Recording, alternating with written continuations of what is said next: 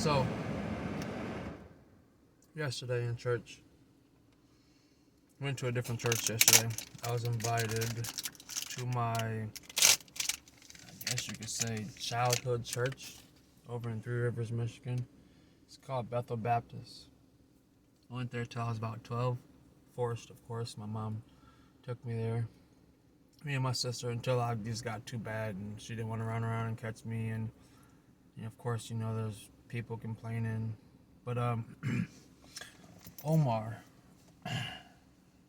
Furlow? Forgot. Just call him Pup. Forgot his last name. Shout out to you, my brother. He's a changed man, as am I, and I'm trying to do more of a change. He must have saw YouTube, or not YouTube, but a Facebook video, and said, "Brother, pretty sure God's got a word for you." It took me a couple weeks to get over there, and he told me afterwards, after his pastor had given me a word from God. He said, "I'm pretty sure if you would have came last week or the week before, it would have been a stronger word. You would have been in tears." That's what I've been wanting. I've been wanting a spirit within me to just cry out to God. I've tried, but I won't say I was compelled. I felt the necessity. I wish actually I think it is recorded on Facebook. His sermon, some of the things he said, I know that my purpose is to help others. And I've talked about, coming to the point where I'll bring value. And I know that once you put everything on the table, nothing can hurt you.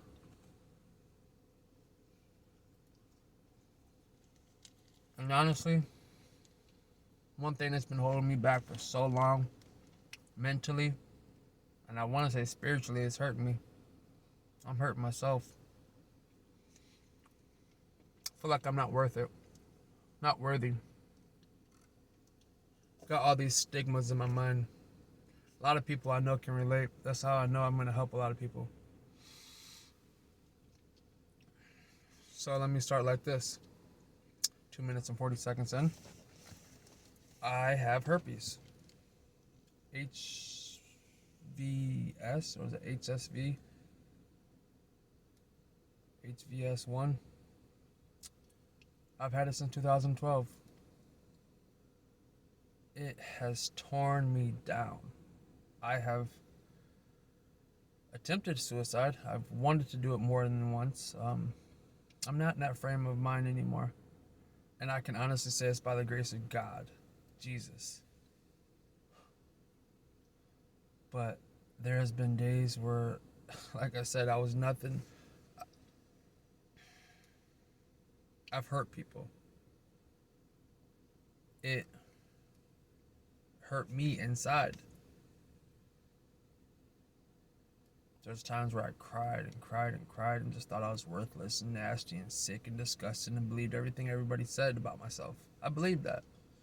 I know that's not true. Everybody will have their own opinion. And people, when they see and think of me and they know about me, that's the first thing they think of. I know that there's a cure for it, even though people say, oh, it's a lifelong best friend, it's this and that, it's this and that. There's a cure for it. And I'm going to cure myself this year. It's 2021.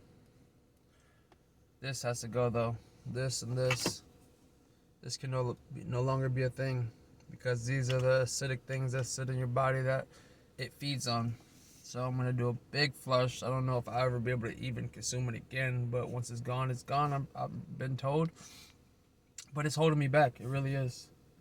And once I post this, I'm pretty sure it'll be like weight lifted off my shoulder. I know I get backlash, people talking crazy, and probably telling me the same thing I've heard for almost 10 years now. But I'm a grown man, got 6 kids. I mean, I don't care what anybody's got to say about me. I mean, I really don't. But I'm on my lunch right now. I got 10 minutes. I gotta go back in.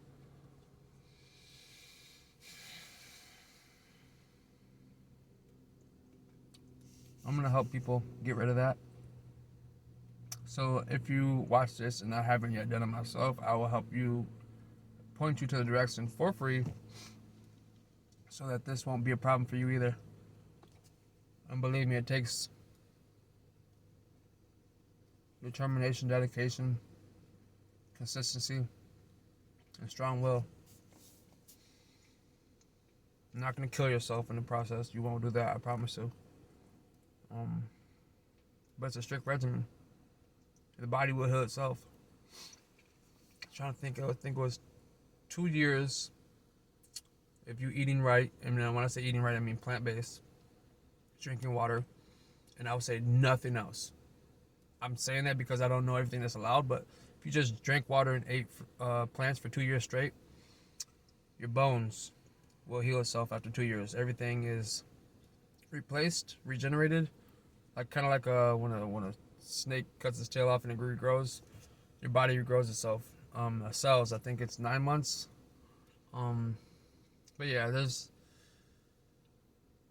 I sit at work, and God has blessed me. When I say God has blessed me throughout these years, He really has. He has allowed me to learn.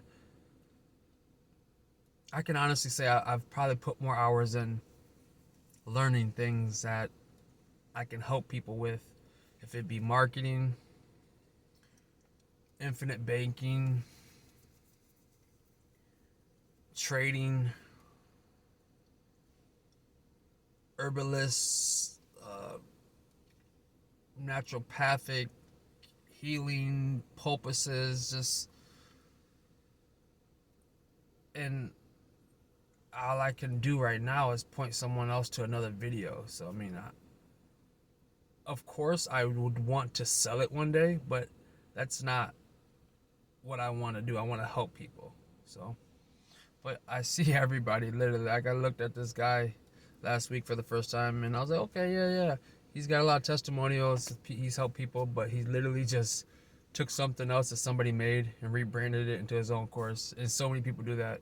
So many people regurgitate the same thing that everybody else speaks of. Freaking, if you hear Robert Kiyosaki's Rich Dad Poor Dad, and you hear Napoleon Hill, Think and Grow Rich, I mean, you hear these quotes time and time again by everybody under the sun. And I've read so many different. Was it 48 Laws of Power? I did that one when I was locked up. I still haven't done the whole, this is me video, and I kind of think I should. Like, okay, I'm gonna give you the quickest rundown I can in 5 minutes. 2000. Let's go back to 1993. I was adopted. I was 2.5, and the people that raised me was all I knew until about the 5th or 4th grade. My mom popped in and out. When I say popped in and out, I mean came to my school, gave me a Christmas gift, said, hey, I'm your mom. I asked my dad and my mom that I knew, and they said, yeah, you're adopted. That's your real mother. They weren't really against it. They were old. Actually, my father that raised me, he was born in 1927, and the mother that raised me was born in 1937. They were older. They're from Chicago. They had a very nice big house that they raised us in. Very smart man. And when I think of that man, all I think is wisdom and knowledge. Like, he has instilled things in me now that I wouldn't have realized or known back then. But that man really taught me everything I know about computers and electronics and how to solder and just how to be a good father, how to listen, how not to listen. And when I talk to my kids, I hear him talking to me. But okay, that was 93. Adopted. I was in trouble. I was 80. I remember I was ADD and ADHD. They diagnosed me with both. That's the first time my dad told me, I've never heard of this. A lot of people like that. Wow. They had me on Strattera, Abilify, Concerta, Ritalin. That was the first one. I mean, I stopped taking meds by the time they came out with the one Adderall. I don't even think that was a thing back then. But yeah, I ended up stopping that medicine by, I think, 7th grade.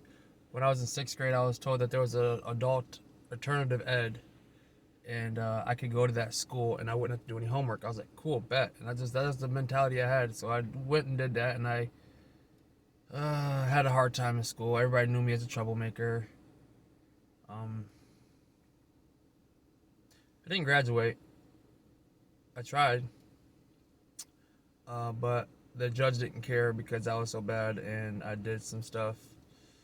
And to be honest, I don't even know which case it was. I mean, I did joyriding. I was in a 12-hour school from 8 o'clock in the morning to 8 o'clock at night. That's what time my dad picked me up from the school.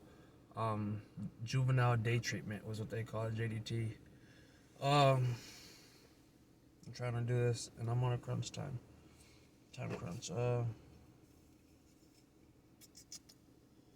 I went to prison in 2011. 2010, I got locked up. That was a year. I mean, I was supposed to graduate in 09. I didn't. Had another year, got held back. And I was going to graduate in 2010. I felt as if I would. And then they said, nope, you're going to jail. We don't care. And I beat up a guy, which I'm actually friends with now. Ended up meeting him after I got out. Beat him up, chased him down, took his wallet. They caught us on the way back from Kalamazoo to Three Rivers. Caught us in Vicksburg. Gave me unarmed robbery, conspiracy to armed robbery. They just hit me with all these things. I ended up doing a year in the county, 10 months. Got out. And also some other people did some time. Ended up getting out. Got in trouble again. Ended up sending me to prison in 2010. Got out in 2011, December 11th. And ever since then, I really haven't been in trouble. Got with a woman last week of December, so January 2012. Had a kid. I think we found out she was pregnant March, May.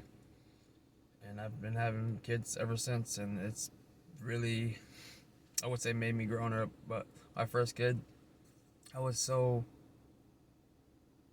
wanting to please everyone. And I still do at times, but I'm starting to learn how to put my family first. I back then, I would give my last to anybody that asked. Seriously, I would. And sometimes even now. I mean, but I know how to put stuff away for myself and my family, pay my bills first. God has blessed me. I said that because, he allows me to learn the Bible. There's days where I just listen to the Bible 6 hours straight. Matthew, you know how many times I've listened to Matthew, John, Luke, Revelations probably 3 times in the past week or month. 3 times in the past month. Genesis probably 10 times in the past year. And I have always had an issue remembering things. I gotta go in. But I don't know what else to drop right now. I'm married. I love it. It's not easy. It's not. But I love her. Life is not supposed to be easy. The devil will tempt you regardless and always. We have to be stronger and better than that. I don't want to live for this world. So, I gotta do what's best for everybody that I know and my kids and whatnot. So, I love you guys. Your brother AJ, signing out.